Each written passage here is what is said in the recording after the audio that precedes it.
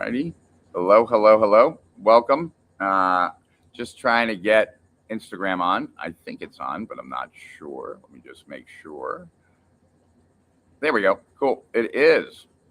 And I was just on a call, and someone was like, "Hey, don't you have a live stream right now?" And I was like, "Oh, geez, I do." Um, oh yeah, I said I was going to do that. Okay, awesome.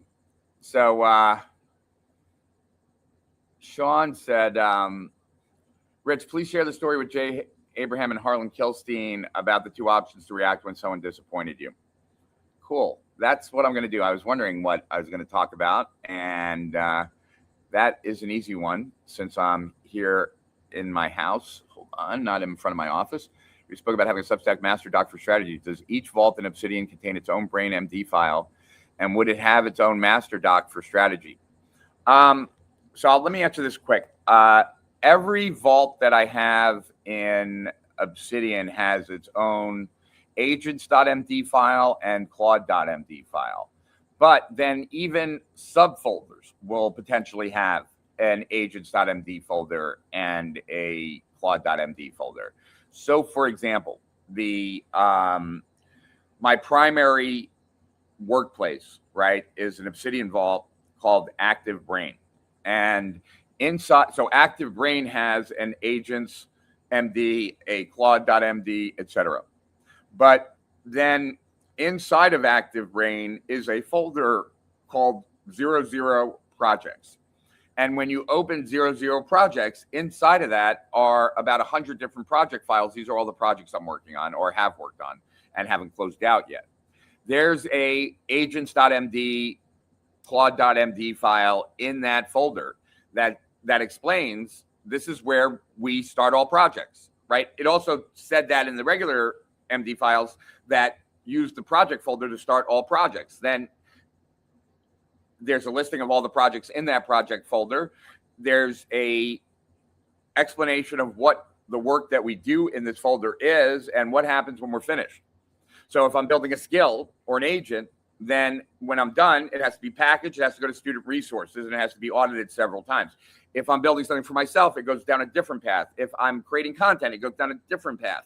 And so there's instructions for my agents and AIs in all the strategic places that I use on any frequent basis so that no one ever has to guess what we're doing and why we're doing it based on where we are.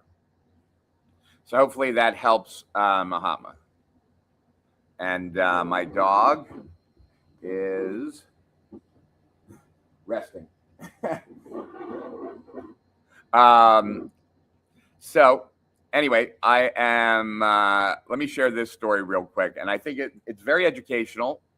Doesn't have much to do with AI, but it is, I think, a really useful conversation. So, I had a disagreement with Jay Abraham, and it's really not important who was wrong or right because it's irrelevant to what I'm trying to convey in this story.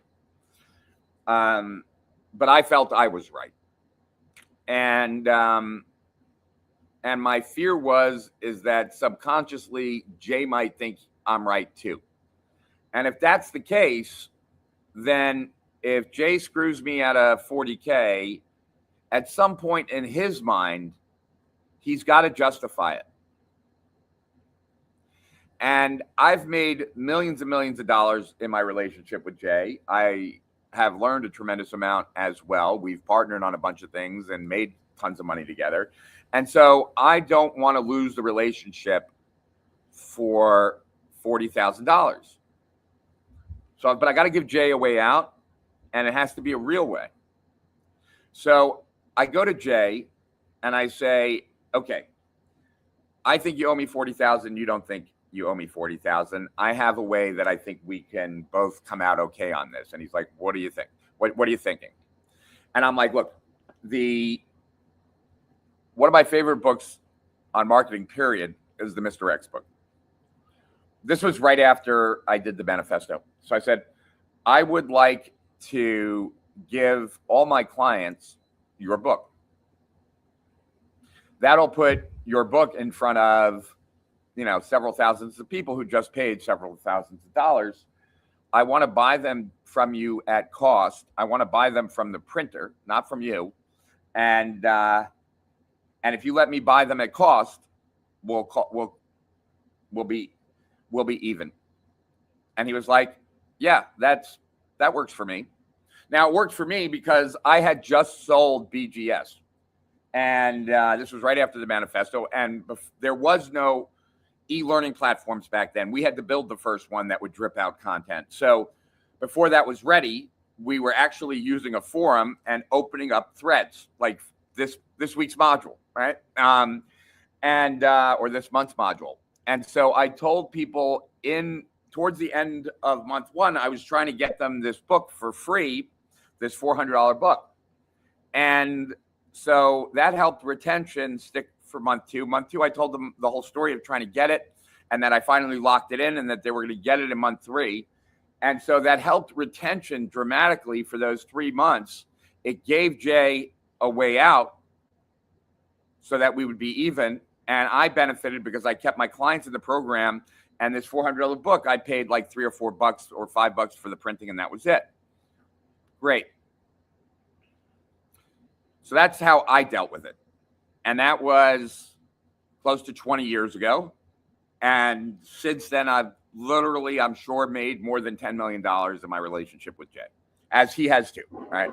So I'm very happy that I salvaged that relationship. But now let me tell you a different story where someone reacted differently and paid the price for it. So when I did my very first launch with the Internet Business Manifesto, Harlan Kilstein used to write for me. And we agreed that he would write everything for this upcoming launch that I was doing, and he would get 5%.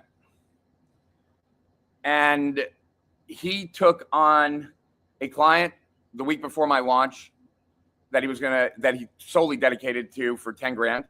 And I wrote the manifesto. I wrote the missing chapter. My right-hand guy, Dan, wrote most of the emails. And I said to Harlan, we're going to have to renegotiate. My bad that I didn't fully renegotiate there. He wrote the sales letter, but then thought it was perfect. And it was all biz op, and he wouldn't change it. So I had to call an emergency conference call with John Carlton, Carl, I forget Carl's last name, another great copywriter, Clayton Makepeace, Brian Keith Voiles, and one other copywriter. And they all told Harlan, like, if you've been paying fucking attention to the launch, you would never write a sales letter like that. So he changed it the night of. So we do the launch. At this point, Harlan's never made more than 10K on a sales letter. And, but I bring in 3 million from that. And so he's supposed to get 150,000, like on the original rate, but that was if he wrote everything. And once again, I wrote the manifesto, I wrote the missing chapter. Like, the only thing he really wrote was the sales letter. And even then he had to be pushed. So I told Harlan that I'd give him, I think it was 40,000 or 50. So let's say 50. I think it was 50.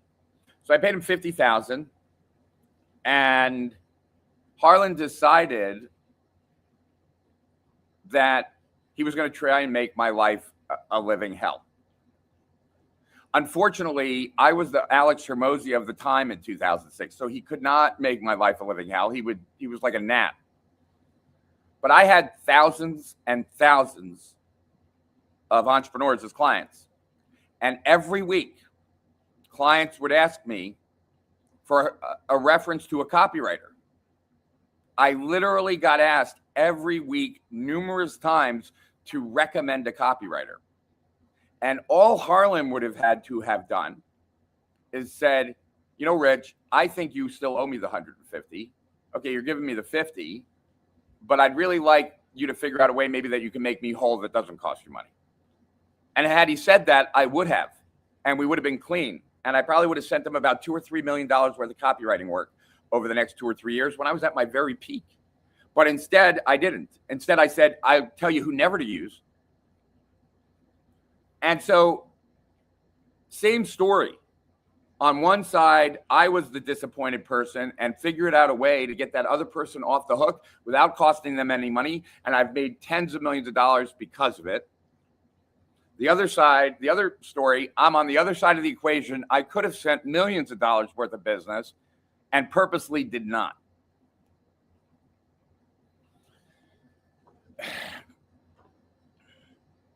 I learned a piece of advice from Joe Schriefer that has always stuck with me. I try and live my life this way.